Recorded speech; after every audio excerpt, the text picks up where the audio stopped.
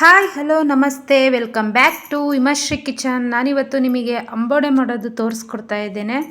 ಇದಕ್ಕೆ ಮಸಾಲೆ ವಡೆನೂ ಅಂತ ಹೇಳ್ತಾರೆ. ಯಾರೆಲ್ಲ ನೋಡ್ತಾ ಇದ್ದೀರಾ ನಮ್ಮ ಚಾನಲ್ನ ಸಬ್ಸ್ಕ್ರೈಬ್ ಆಗಿ ಲೈಕ್ ಮಾಡಿ ಅಂತ ಕೇಳ್ಕೊಳ್ತಾ ಇದ್ದೇನೆ.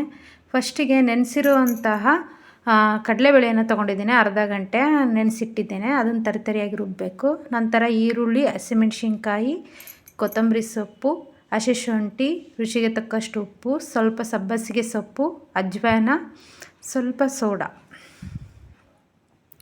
ಇವಿಷ್ಟನ್ನು ತರಿತರಿಯಾಗಿ ರುಬ್ಬಿದ್ವಲ್ಲ ಅದನ್ನು ಅದ್ರ ಜೊತೆಗೆ ಈರುಳ್ಳಿನ ಹಾಕ್ತಾಯಿದ್ದೀನಿ.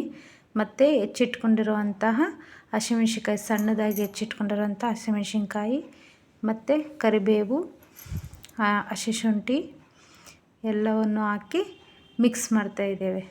ಸಬ್ಬಸಿಗೆ ಸೊಪ್ಪು ಹಾಕಿದರೆ ಸ್ವಲ್ಪ ಹಾಕಿ ಚೆನ್ನಾಗಿರುತ್ತೆ, ಬೇಡ ಅಂದರೆ ಬಿಡ್ಬೋದು, ಆಪ್ಷನಲ್ಲ.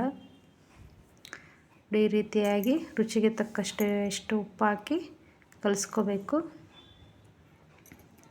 ನೀರು ಬೇಡ ಇದಕ್ಕೆ. ಮತ್ತು ಇದಕ್ಕೆ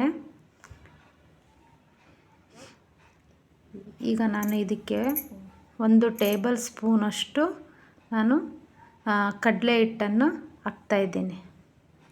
ಇದನ್ನು ನೀಟಾಗಿ ಕಲಸಿಟ್ಕೊಂಡು ನೋಡಿ, ಈ ರೀತಿಯಾಗಿ ಉಂಡೆ ಇಟ್ಕೊಂಡು ಈ ರೀತಿ ತಟ್ಟಿ ಒಂದೊಂದೇ ಬಿಟ್ಟರೆ ರೆಡಿ ಆಯಿತು ಅಂಬೋಡೆ.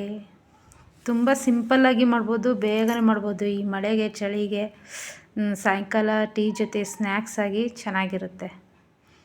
ಪ್ಲೀಸ್ ಯಾರೆಲ್ಲ ಟ್ರೈ ಮಾಡ್ತೀರಾ ಕಾಮೆಂಟ್ ಮಾಡಿ, ಲೈಕ್ ಮಾಡಿ, ಶೇರ್ ಮಾಡಿ ಅಂತ ಕೇಳ್ಕೊಳ್ತಾ ಇದ್ದೀನಿ.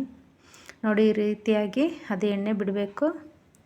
ಸ್ವಲ್ಪ ಗೋಲ್ಡನ್ ಕಲರ್ ಬಂದಮೇಲೆ ತೆಗಿಬೇಕು. ಅದನ್ನ ಅಂಬೋಡೆನ ತೆಗಿತಾ ಇರಬೇಕು ಒಂದೊಂದೇ. ತುಂಬ ಟೇಸ್ಟಿಯಾಗಿರುತ್ತೆ. ಒಂದು ಸರಿ ಟ್ರೈ ಮಾಡಿ ನೋಡಿ, ಬೇಗನೆ ಆಗುವಂಥದ್ದು. ನೋಡಿ ಹೇಗೆ ರೆಡಿ ಆಯಿತು ಅಂತ ಅಂಬೋಡೆ. ನೀವು ಹೇಗಿದೆ ಅಂತ ಕಾಮೆಂಟ್ ಮೂಲಕ ತಿಳಿಸಿ. Thank you all.